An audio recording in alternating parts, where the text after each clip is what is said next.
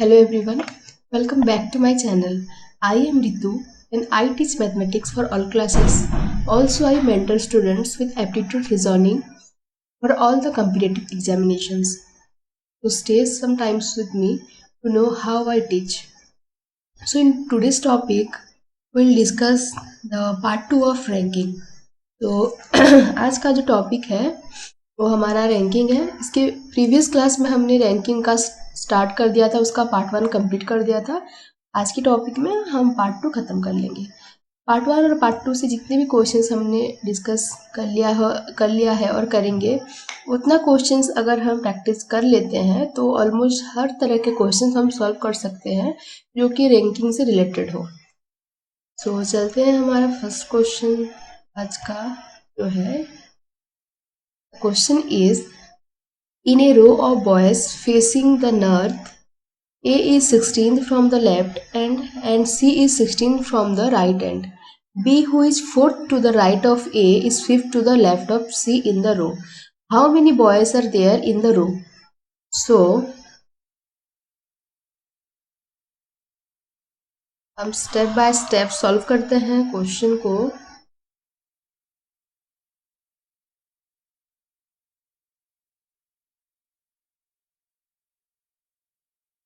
तो पहले तो हम रो बना लेते हैं।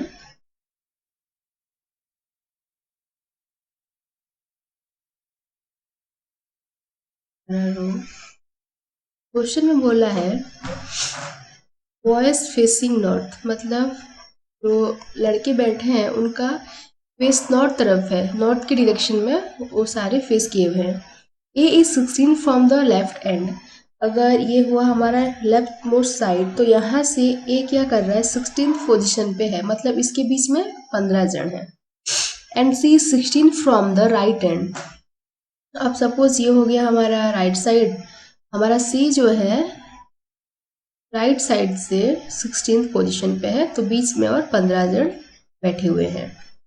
B who is 4 to the right of A, B who is 4 to the right of A, मतलब बीच में हो गए हमारे 3 जन, क्योंकि बोला है B is 4th to the right of A, मतलब ए के बाद 4th राइट साइड में 4th पोजीशन पे बी है, मतलब ए और बी के बीच में राइट साइड में 3 जन बैठे हुए हैं। Okay, next, also B is 5th to the left of C, C के लेफ्ट में बी का पोजीशन 5th है, मतलब इसके बीच में और कितने जन हैं, 4 जन है। ओके, तो टोटल हमको पूछा है कितना बॉयज रो में है। सो टोटल बॉयज कितने होंगे, लेफ्ट मोस्ट से ए तक हो गया हमारा 15, बीच में 15, फिर ए को मिलाएंगे, ए एक पर्सन है तो +1 हो जाएगा, फिर ए और बी के बीच में है 3 जन, सो +3 करेंगे, फिर बी का एक पोजीशन है तो फिर ये हो जाएगा +1, फिर बी और सी के बीच में है 4 जन तो हो गया +4, फिर सी का जो है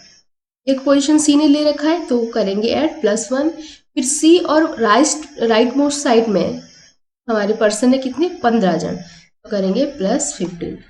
सो ये हो गया हमारा total boys in the row, that is 15 + 1 16 +3 equals to 19 +1 20 25 +15 equals to हमारा हो गया टोटल 40। ओके, बड़ा ही आसान सा क्वेश्चन था, बस हमको लेंथी दिख रहा था। क्वेश्चन को देख के डरना नहीं, हमको स्टेप बाय स्टेप सॉल्व करना है। अब चलते हैं नेक्स्ट क्वेश्चन की ओर। नेक्स्ट क्वेश्चन है हमारा, सॉल्यूशन निकाल लेंगे, पहले क्वेश्चन पढ़ लेते हैं।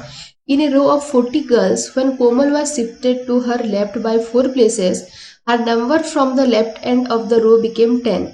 What was the number of Swati from right end of the row if Swati was 3 places to the right of Komal's original position? पहले हम क्या कर लेंगे, एक रो ड्रॉ करेंगे। दिस इज द रो, ये हो गया हमारा left most side of the row and this is the right most of the row.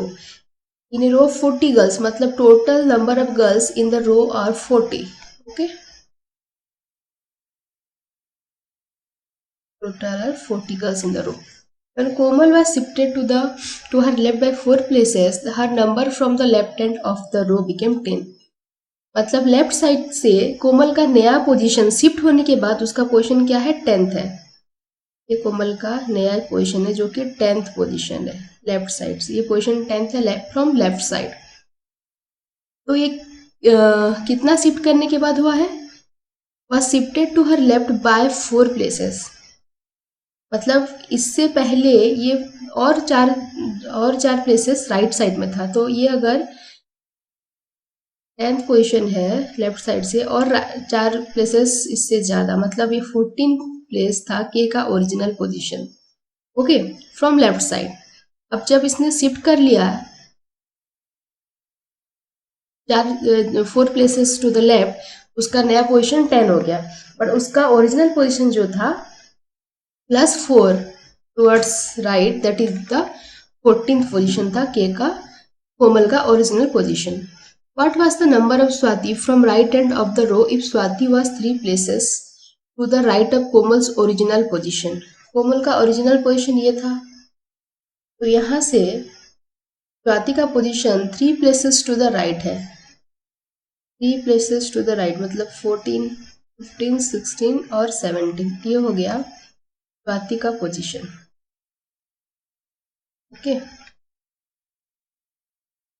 Question क्या है, what was the number of Swati from right end of the row. Right side से स्वाति का position क्या है पूछा है। लेफ्ट साइड से तो स्वाति का पोजीशन 17th है, बट राइट साइड से कितना होगा, राइट साइड से स्वाति का पोजीशन कितना होगा, टोटल 40 है। यहाँ पे स्वाति का पोजीशन खत्म होते ही इसके अंदर कितना जन रहेंगे, 40 - 17, 40 - 17 इक्वल्स टू हमारा हो जाएगा कितना,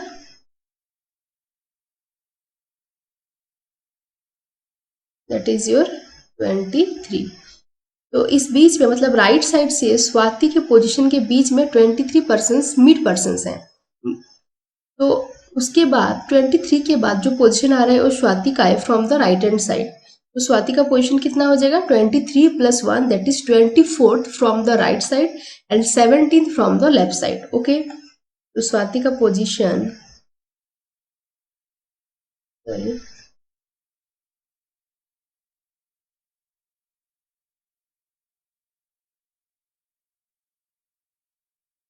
तो स्वाति's पोजीशन लेफ्ट साइड से है 17 और राइट साइड से है 40 - 17 + 1 that is equals to 24th। Clear है? ओके, नेक्स्ट क्वेश्चन की ओर अभी चलते हैं। So the question is, in a row of girls, Kamya is 5th from the left and Preeti is 6th from the right। तो पहले एक रो बना लेते हैं, स्टेप बाय स्टेप करेंगे। Kamya is 5th from the left, ये हो गया हमारा लेफ्ट साइड और ये हो गया हमारा right side. Kamya is 5th from left, ये 5th पोजीशन है काम्या का। प्रीति 6th फ्रॉम राइट, ये हो गया प्रीति का पोजीशन, 6th पोजीशन प्रीति का from right side. When they exchange their position, then Kamya becomes 13 from left। मतलब अगर एक्सचेंज कर लेते हैं, काम्या प्रीति के जगह पे चली जाती है, तो न्यू प्लेस के लिए काम्या को हम K' देते हैं। सिमिलरली प्रीति चली जाती है काम्या की पोजीशन पे, P' हो गया प्रीति का नया position. Okay, so when they exchange their position, then Kamya becomes 13 from the left। तो काम्या का भी लेफ्ट साइड से पोजीशन है 13th। Okay, what will be प्रीति's position from the right side. Next question, तो लेफ्ट साइड से काम्या का पोजीशन 13th है, प्रीति का यहाँ पे पोजीशन 5th था, मतलब बीच में कितने जन है, बीच में है हमारे 5 जन। ओके, काम्या का लेफ्ट साइड से पोजीशन था, ओरिजिनल पोजीशन 5th था, तो बीच में है अब हमारे 4 जन है। तो काम्या का नया पोजीशन फ्रॉम लेफ्ट साइड है 13th। अभी हमको प्रीतिका निकालना है फ्रॉम राइट साइड। तो राइट साइड के लिए इसके बीच में कितना जन है पहले हमको निकालना पड़ेगा, राइट। तो अभी काम्या का ये पोजीशन 13th है लेफ्ट से। इसके बाद अगर हम देखते हैं इस पोजीशन पे प्रीति का जो नया पोजीशन है, यहाँ से 4 जन माइनस हो जाएंगे, तो 13 - 4। फिर राइट साइड से 5 जन ऐड हो जाएंगे +5, तो कितना हो गया 13 - 4 + 5 = 14। आंसर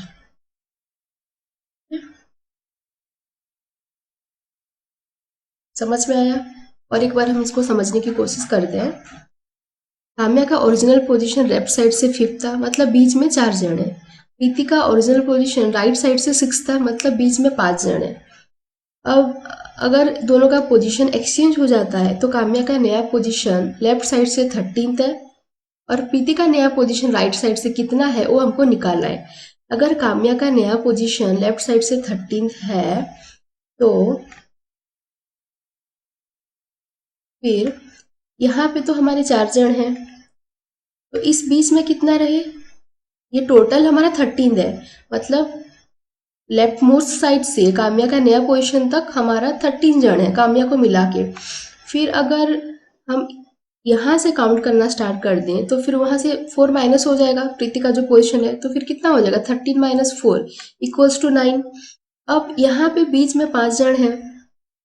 अगर हमको प्रीति का नया पोजीशन राइट साइड से राइट मोस्ट साइड से निकालना है तो फिर ये 5 ऐड करना पड़ेगा, तो ये 5 प्लस बीच में हमारे हुए कितना, बीच में हुए हमारे 7 जन, 7 प्लस ये हो गया प्रीति का एक पोजीशन 5 प्लस सॉरी बीच में 8 है हमारे, बीच में 8 हो जाएंगे ना हमारे,